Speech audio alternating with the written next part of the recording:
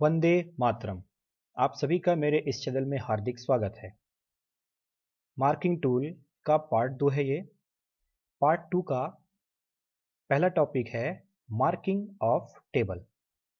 Marking of table यह एक marking tool है जो कि आयताकार या वर्गाकार आकृति में होता है। यह एक प्रकार का टेबल ही है जिसे माइल्ड स्टील के स्टैंड तथा कास्ट आयरन की प्लेट के उपयोग से बनाया जाता है।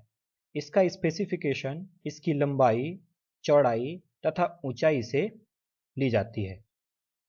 जैसा कि मैंने अभी आपको बताया कि यह चौकोर होता है या वर्गाकार या आयताकार हो सकता है, जिसका स्टैंड स्टील का तथा सरफेस कास्ट आयरन की बनी होती है। दूसरा है सरफेस प्लेट। सरफेस प्लेट भी एक मार्किंग टूल ही है जो कि मार्किंग ऑफ टेबल की तरह ही दिखाई देता है। इसका स्पेसिफिकेशन लंबाई, चौड़ाई, ऊंचाई, ग्रिड तथा बीआईएस नंबर के आधार पर दिया जाता है। यह भी आयताकार या वर्गाकार होती है। यह दो अलग अलग प्रकारों में पाई जाती है, मटेरियल के आधार पर और उपयोग के आधार पर। Workshop surface plate, inspection surface plate और मास्टर सरफेस प्लेट। मटेरियल के आधार पर cast iron surface plate, granite surface plate और ग्लास सरफेस प्लेट। तो कास्ट आयरन सरफेस प्लेट जो है, ये सब जितने प्रकार की अपन हम पढ़ रहे थे ये मटेरियल के आधार पर है। तो मटेरियल के आधार पर हमारी सरफेस प्लेट तीन प्रकार की होती है: cast iron surface plate, granite surface plate और glass surface plate. Cast iron surface plate closed grain cast iron की बनी होती है। इसकी दोनों साइड पर दो हैंडल लगे होते हैं जो कि बड़े आकार के प्लेट्स को स्टैंड में फिट करके बनाए जाते हैं। ग्रेनाइट सरफेस प्लेट का जो सरफेस होता है वो ग्रेनाइट स्टोन या ग्रेनाइट पत्थर का बना होता है कि जो कि ऊष्मा तथा ताप सहने की क्षमता रखता है। तीसरा प्रकार है ग्लास सरफेस प्लेट जो कि शीशे का बनाया हुआ होता है। इसके ऊपर छोटे या हल्के प्रकार के जॉब को रख करके मार्किंग करने के लिए उपयोग में लाया जाता है। इसकी सबसे बड़ी खासियत यह होती है कि इस पे जंग नहीं लगता। अब सरफेस प्लेट उपयोग के आधार पर तीन प्रकार के होते हैं: workshop surface plate, inspection surface plate और master surface plate. Workshop surface plate की accuracy 0.025 mm, inspection surface plate की 0.0025 mm, मास्टर सरफेस प्लेट की हाईली एक्यूरेट 0.00025 mm होती है। वर्कशॉप सरफेस प्लेट का उपयोग साधारण कार्यों में वर्कशॉप में उपयोग में लाया जाता है।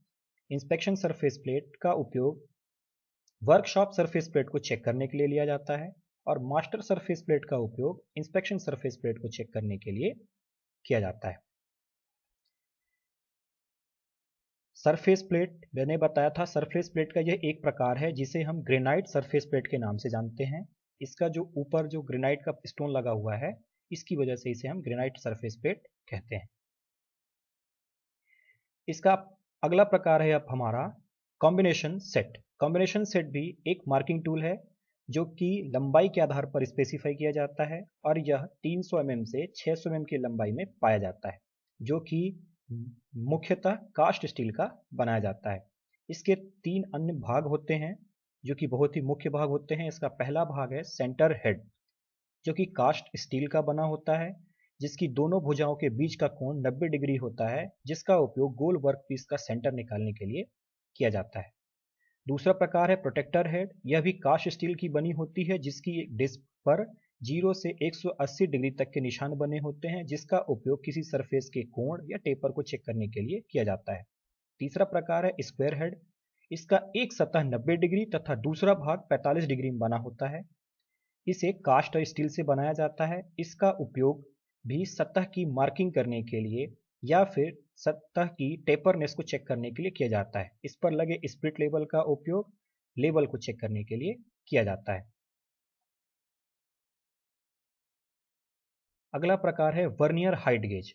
Vernier height gauge precision marking tool है जिसके द्वारा हम डायरेक्टली मेजरिंग कर सकते हैं।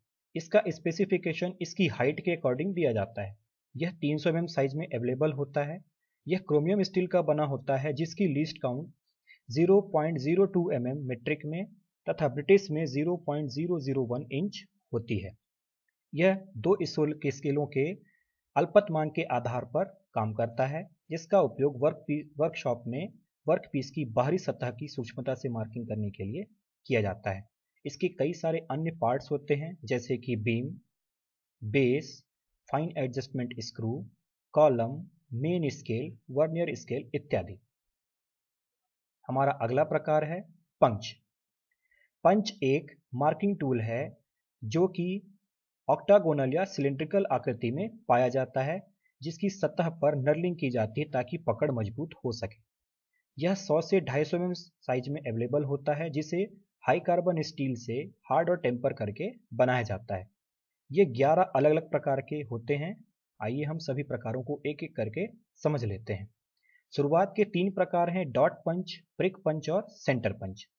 डॉट पंच 60 डिग्री, प्रिक पंच 30 डिग्री और सेंटर पंच 90 डिग्री होता है।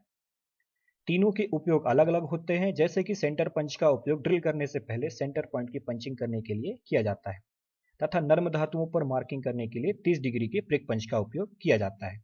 इसी प्रकार हमारे अगले 3 पंच हैं ऑटोमेटिक पंच, हॉलो पंच और पिन पंच। ऑटोमेटिक पंच 60 डिग्री और 90 डिग्री के होते हैं, जिसका उपयोग मार्किंग करने के लिए। हॉलो पंच का उपयोग नॉन मेटेलिक पार्ट्स को जैसे चमड़े इत्यादि में सिलिंड्रिकल होल बनाने के लिए किए जाते हैं, लेकिन इसकी एक लिमिट होती है। 13 mm से ज़्यादा बड़े हॉलो पंच का उपयोग नहीं होता, क्योंकि 13 mm से ज़्यादा बड़े साइज में बना ही नहीं जाते। अगला है हमारा पिन पंच, जो कि 3 से 12 mm तक की साइज में पाया जाता है, जिसका उपयोग किसी सिलिंड्रिकल पाइप में आमने सामने किए जाने वाले ड्रिल की पंचिंग करने के लिए या ड्रिल को अलाइन करने के लिए किया जाता है। हमारे अगले 3 प्रकार हैं बेल पंच, वेड पंच और सॉलिड पंच।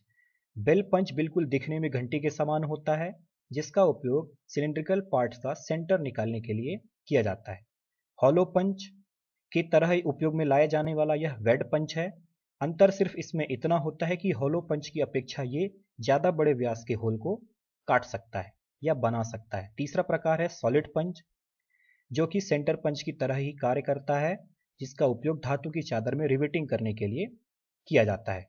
हमारे अगले प्रकार हैं लेटर पंच और नंबर पंच।